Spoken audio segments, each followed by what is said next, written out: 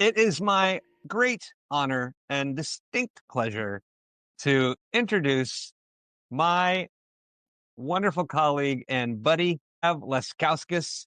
She is our Director of Marketing Services, and she is here today to help us think through how to create a fantastic marketing strategy for 2026. With a background in psychology and the arts, Tav injects analytical insight and emotional intelligence into every strategy she builds. Her experience spans roles in digital marketing and media strategy, creating data-driven and human-centered campaigns. So at Brand3, Tav leverages her extensive experience to help businesses clarify messaging, align their marketing efforts, and build empathetic marketing systems that connect across every stage of the customer journey. I've known you for a while now, and I'm newly impressed.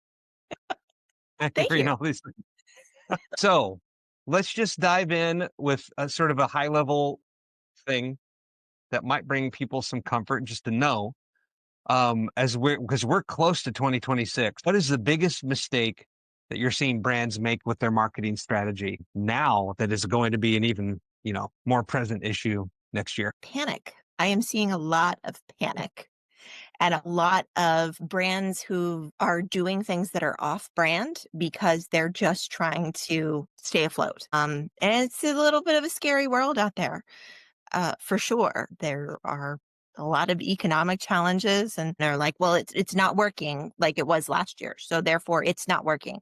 So we're going to throw everything out and we're just going to go in a completely different direction with little regard to whether or not it's on brand for them. So if you're somebody who's used to selling in more of a luxury high-end space, why would you be doing coupons? Mm, Because you've never done coupons or discounts before, but you're trying to get business in the door. So this is what other people are doing. Why not jump on that and do it too? These brands are doing what they have to do to survive some leaner times and ultimately are really hurting themselves in the long run. mhm. They're doing what it seems like they need to do to survive, but it's not grounded in a solid strategy. Yeah, Um, it's grounded in panic. the thing that protects you from that is your brand strategy. When they hear the phrase "stay on brand," it almost goes, right past because we're not used to thinking that way. So I like the way that you say this. There's a phrase that you've coined for us. You talk about brand marketing symbiosis. Can you explain what that means and why pulling those things apart is a problem? We have to really look at what brand is in the terms of there's a misconception, I think, that brand is just what something looks like. So then it's like, well, of course we'll have the colors and the fonts and the logo and whatever we're doing. That'll be enough, right? Then it's on brand. Hmm. And that's not true at all. Going back to the example that I was giving you about somebody in panic, if your brand is built on luxury and all of a sudden you're putting things out in the penny saver, we got problems. Mhm. And that is really based around the brand. So just as a refresher for everybody, brand is a perception, but it is more than just your logos, fonts, and colors. It is how you are putting yourself in the market and how you're being perceived by your ideal customer. So if you've spent years building a reputation and being perceived in a certain way, and all of a sudden your marketing takes a very sharp turn in a completely different direction, people are going to lose faith in your brand. They're going to not want to do business with you because they feel like they can't trust you. They don't even know who you are anymore. There's so much uncertainty out in the world. Having some stability when it comes to that can actually be really helpful for people when they're making buying decisions. Mhm. So that brand marketing symbiosis really needs to be that your marketing that you are doing needs to match up with who you really are. Yeah. And another way we say that here a lot is just brand first marketing. That strategy comes first. That guiding North Star that needs to be there comes first to keep you on track. You talk a lot about people trying to understand the difference between a brand as the why things happen and a marketing as the how. I wonder if you could unpack that a little more. Yeah. The why, I think, sometimes gets lost when people go to the how and they forget why. They get so excited about the how. Um, and then they start muddying the waters and they add all these extra whys that were never there to begin with when they go to how. So it's important to stay focused. Doing the latest trends on social media, that's cool, but what are you really saying? Are you creating more noise? Are you actually doing marketing that converts, that connects? Probably not. So if your how is not grounded in your why, you're going to be swimming in circles a lot. I want to call back to something you said earlier about it's about trust. There's a fundamental trust issue in the relationship between the brand and its audience that's damaged, the whole thing falls apart. Yes, 100%. People Yeah. don't understand that that's the root of all of this. Yeah. And this is where I'm so very thankful that I decided to study psychology because it Mm, really is how people think and how they make decisions is at the heart of the power of marketing. So people make buying decisions when they know, like, and trust a brand. mhm, So it's really, really important that when you're putting out your marketing, it does stay on brand and not just in the aesthetics, but really at the heart of what you're saying and the message that you're conveying, that it stays true to the brand that you've built. If it mhm. doesn't, it's going to set off all these alarms and red flags for people. Something we talk about with clients a lot is their ideal client is informed. The person who they need their brand needs to stay in alignment with, this ideal client persona, is rooted in data and rooted in some factual things, but it is also ideally rooted in a notion of who do you want to be serving? Who do you get the most joy out of serving? So rather than chasing the trends, who do you love serving the most because they will feel that and they will feel served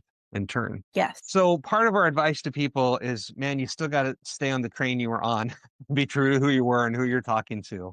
Yes. There are other things going on freaking people out. One of which is obviously AI. AI is transforming marketing right now. What are your concerns about how brands are using these tools? Well, you have to maintain human connection. And I'm worried that with the rise of AI, that human connection is going to degrade. And Mm, then if that degrades, then that no like trust factor gets eroded. And then people don't feel as connected with the brand and they move on. Why would somebody want to buy from you if they don't feel like they know you anymore? If they feel like they're talking to a robot, if they feel like mm, they're being talked to by a robot, make sure that even if you are automating things, there are moments of human connection. There's moments of authenticity and realness that you can still create and foster. mm. Man, that's a great, I think, guidepost for 2026.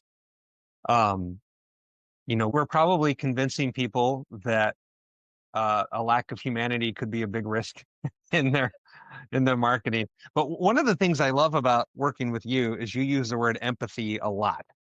Uh, Ooh, in across my the favorite. board, but you also talk about it as a differentiator, as a solution in an AI driven world. It allows me to see a perspective outside of myself and outside of my own worldview.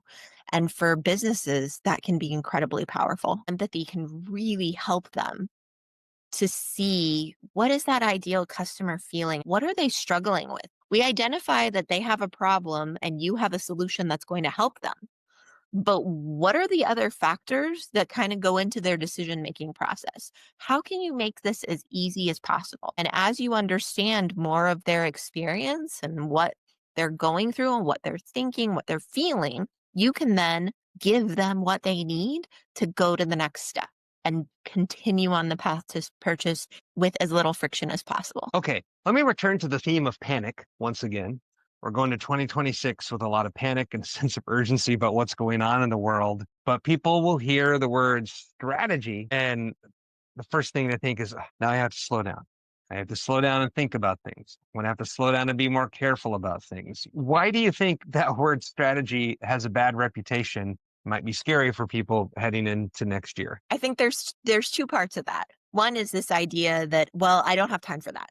That we have passed the point of no return. I do not have time to stop and think about strategy. And really, it's how can you afford not to?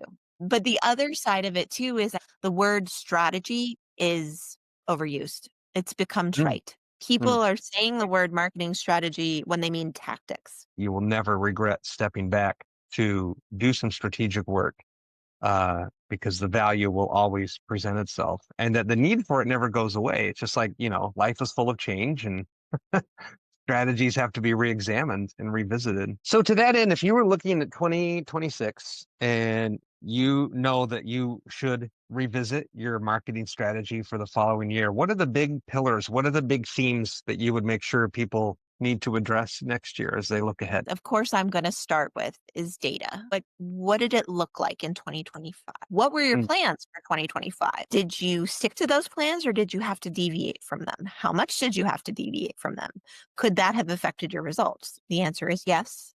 Just so you know, the answer is always yes. For a lot of businesses, plans had to change through no fault of their own. mm. It's just what happened this year. It also gives you the opportunity to determine of the things that we did we stay true to who we are? And examining that messaging can be really helpful in getting you back on track, finding that North Star.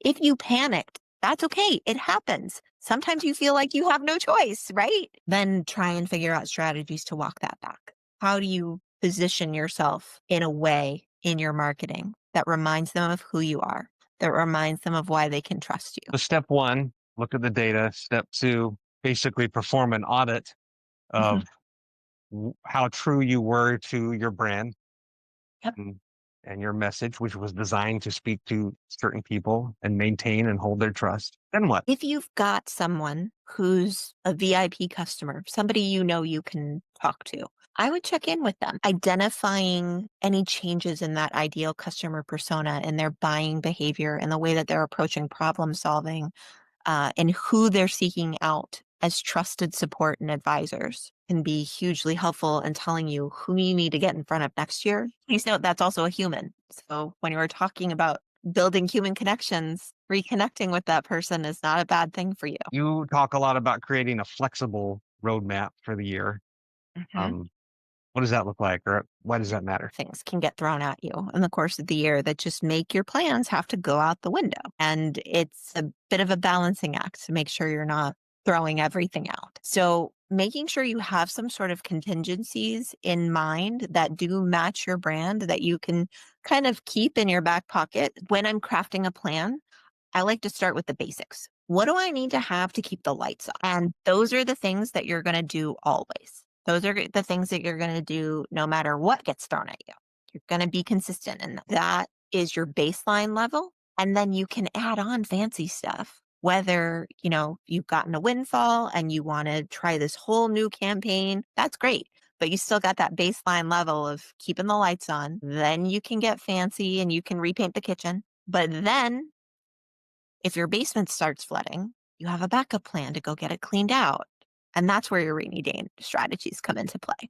But the lights are still on in your house. So after all of this that we've just talked about, people look ahead to 2026. What would be one essential thing they should do, or one of the most important things that we've talked about that they should implement? Not lose their connection to their brand, their connection to their customers, their connection to who they are.